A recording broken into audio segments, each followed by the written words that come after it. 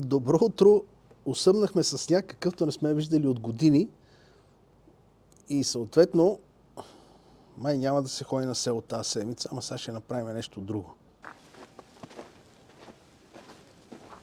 Голяма красота е този сняг. Обаче сега идва една много неприятна част, че трябва да си чистиме колата.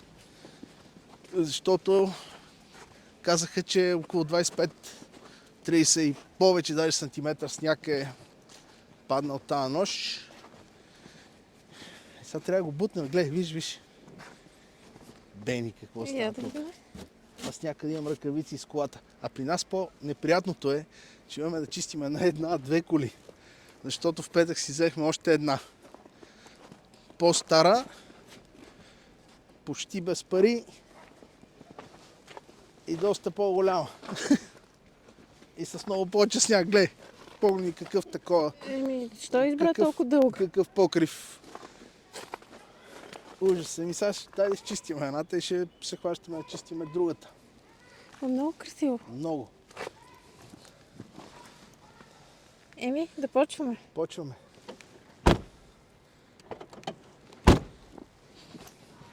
Може би ръкавици са ми багажника, за това така се опитвам да. А сега трябва да освобода тази врата, да отворя жабката, защото в нея са ми ръкавиците.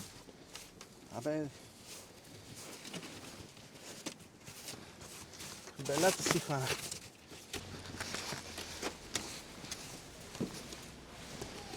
Днес решихме да отложим ходенето на село и затова сега малко ще направим шопинг.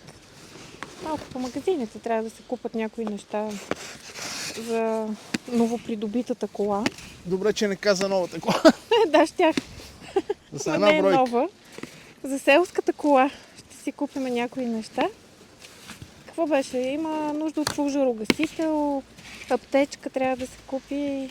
Триъгълник, една такава четка още трябва да си вземе и за нея.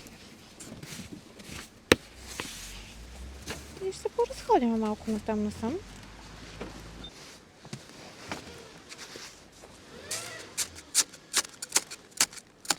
Някой буксува там вече, в кишата.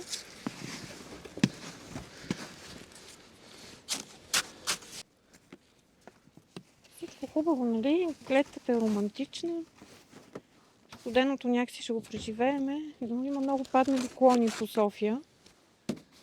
Ето и тук се откършил. Не е много голям. Но има и щупени коли. Не тук де. Но ето и тук също се е скършил клон. Дано да няма пострадали хора по градовете. И това малко се случва от безхаберие, нали? Защото се оставят дърветата да израстват до безобразие. Даже има хора, които се застъпват, че не трябва да се режат, да кастрат. Обаче не е точно така, защото просто си има нужда от поддръжка. Тази част от зеленината на един град. Не може така да расте до безобразие. Едно дърво в градска обстановка. Опасно е просто.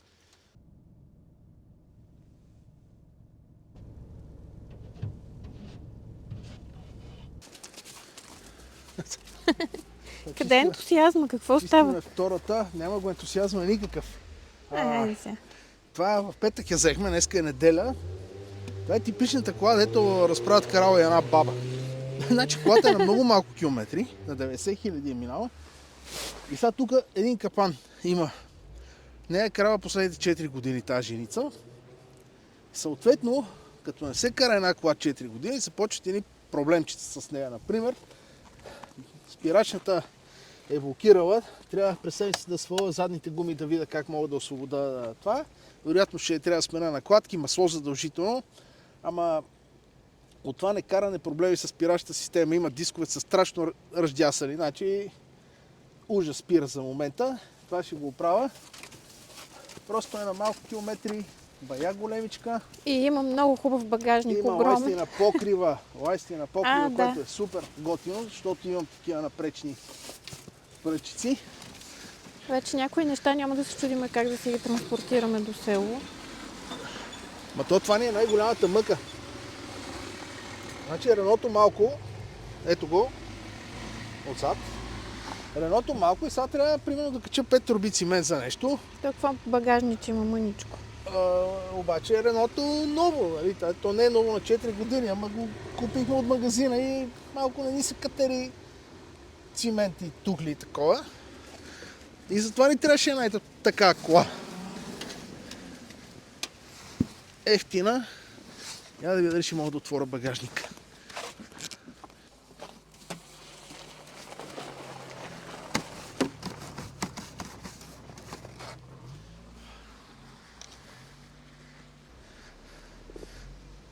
На другата кола сме без ключ, нали, свободни ръце. Една карта ми седи в джоба, колата те разпознава, отваря се сама, бла-бла-бла. Тук сега трябва да бъркам с ключ. Трябва да бъркам с ключ. Да бъркам. За ключ да бъркаш по джобовете за ключ. Чакай да видим от тук ли, от там ли. А да не е замръзнала? Нямам представа. Откъде да знам, бе? Тук като че ли се чу нещо? Чък. Да. Май не се е чул.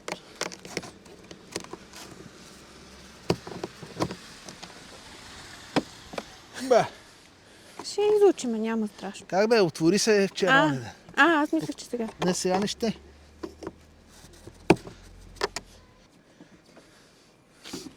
Тази дръжка не се връща. Това трябва да го отворя, да я оправя. Ето, трябва да я върна малко със сила. Еха, я Обаче гледай. влезе вътре какво става?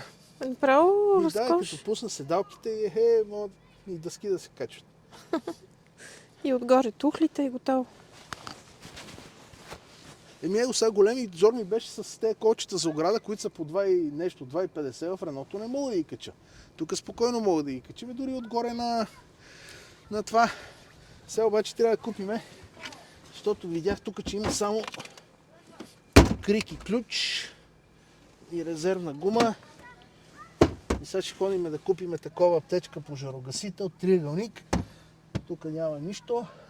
Та штората, която е дет се затваря багажника, не работеше пружинката, свалих я, разгубих я, видях какво е.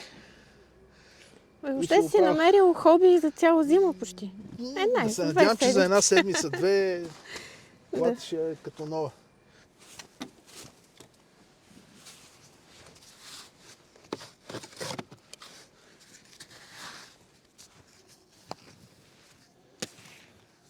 Доста бързо се движат облаците, ама не си личи тук на видеото.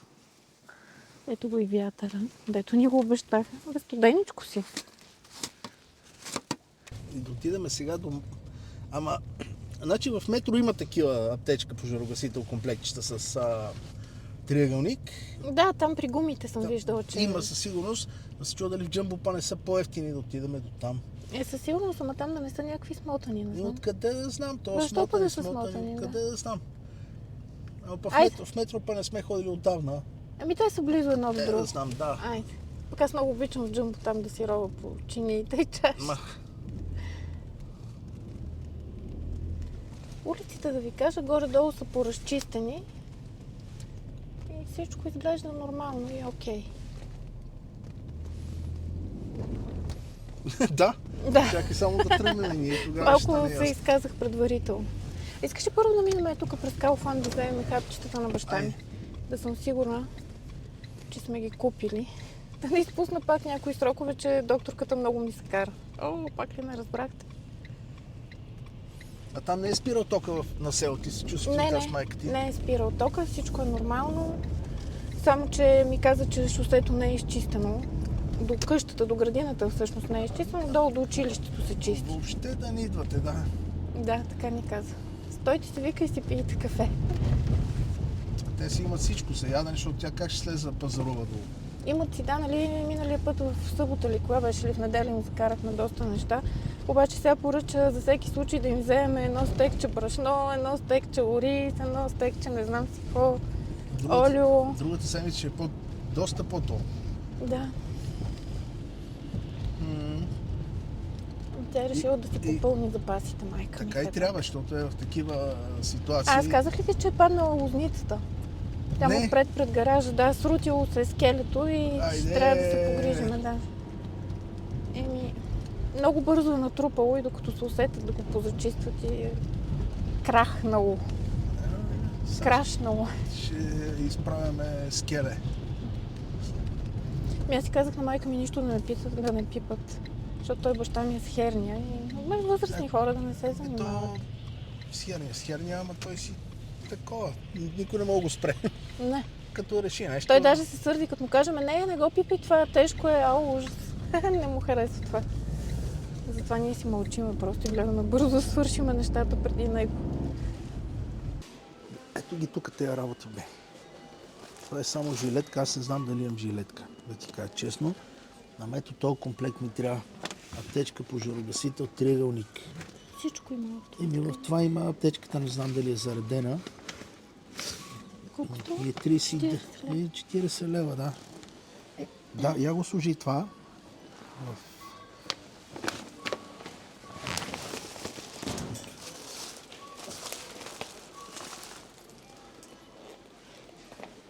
Една жилетка. Няма да зло служи. Я виж дали е зареден. Много ми е любопитно. Да, заредена. Заредена аптечка, нали? Пълно е. Ето. Да. Бинтове, ножици, лепники, кислородни води. Супер. Това, освен за предкат, може да послужи, дай Боже да не послужи, ама и в движение. Какво още? Жилетка трябва да имаме. Сложих и жилетката. Ами май е това. И там имаше зимна течност за чистачки. Ей там. Тук? Там някъде на края точно на стелажа. Там в едно пале.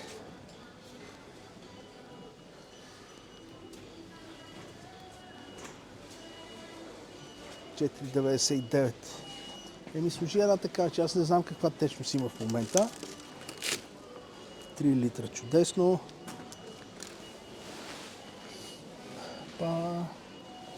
Друго не се сещам да ти кажа честно, да ми трябва. Не се сещам. Май това не ти кажа честно. Добре. Хайде да излизам. Я чай да видя тези кутии за инструменти. Тук ми е много любопитно. Какви пари са.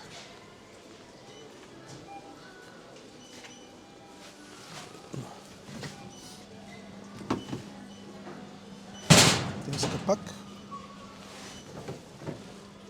Къде е капак според? Не, те е долу с капак.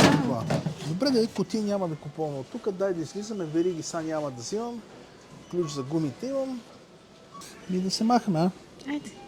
Крик имам, всичко имам. Ама до Джумбо ще отидеме, нали? Ще отидеме за да разгледам. Много ясно. И то вече се стъмни, докато се разхождаме насам натам из метро. Ама ние купихме си някакви неща и след малко се върнах, защото не съм си купил така четка за сняг, за което беше основното, изчиста снега, аптечки по жаргосито, може да не ми потрябват утре, ама четката за сняг определено ще ми трябва утре. Нали имаш от старата Мисля, че тук е топло. Имам. И да не беше, не е проблем. То не беше целодневно пазаруване сега. Ние се мотахме, сега станахме, пихме кафета, обядвахме. А па в метро, значи каква... Там хапнахме страхотно корни. Най-скъпото корни на света. Купуваме си корни, така нещо ни пригладняват при вечер след обяд и взимаме си по едно корни, като там гледаме някакви цени, нали, има си някаква цена такава на бройка, взимаме си корни. 2 лева и 500. Примерно. Взимаме си корни, плащаме си на касата, ама дали са много неща в количката, пип, там някаква баснословна сума, плащаме на касата, излизаме, отваряме си корнито, сладко си ядем и аз обаче сладко си чета фактурката, защото внимавам. Малко имаше някакви неща на промоция, да видим дали верно са на промоция. Примерно едно италианско вино Монтеполчано d'Abruzzo. Запомних му името, така ли? Да. Монтеполчано d'Abruzzo имаше страхотна цена за, например, за една метроединица 12 лева. Не, за една бройка. За една бройка 12, за 2 бройки колко си, ама за 3 бройки става 22 лева, което го прави по 7 и нещо бройката. Викам, я дай. 2 броя, ако си купите, 21 лева и 90 стотинки. Да, 3 броя, 22 лева. нещо. Викам, айде сега ще са 3 броя, няма да е 1 брой. И както си чета фактурата, изведнъж виждам някаква сума от 48 лева, която отзад на нея Ама пише по две беше. корни. Не, общата, да, общо да. 48 и гледам корни. То вкусно, викаш, може и да е толкова. Може да е толкова, но някакво луксозно корни Да. и как съм си взял корнито с опаковката, викам, влизам обратно вътре. А па вътре опашка на касите пълно с народ, касов контрол нямаше, защото касиер, тази от касови контрол е поела някаква каса да работи на нея, тайде на тая каса, отреагираха хората, управител се викна, схванаха за какво стана въпрос, малко чакане така, ни върнаха парите, корнито вече ни излезе чак толкова златно. Ние сме взели 2 бройки, а те са ни хванали, все едно сме взели 2 кутии. 2 кутии. А то Да. просто някой отворил кутиите, си е взимал там и седи кутията. И аз го направих това нещо, отивах, видях И там хем някакво знаеме да интересно. внимаваме и го пак. Аз се зачудих обаче, понеже имаше единична цена, но то отдолу имало, нали, за кутия цена. Така. Ама това често се среща в този проблем в метро. Вероятно на повечето от вас също се случвало. Гледайте си фактурата накрая. Значи тая отворена кутия, дето е била, сети се преди нас, още хора са си купили. Толкова си купил стока там за 700-800 лева, да си заредил, нали, всичко както трябва, едва ли ще усетиш, че вместо едно корни си взел една кутия. Пропускат се тези работи. Особено ако не си проверяваш бележките. Да, добре, че се загледахме в друго.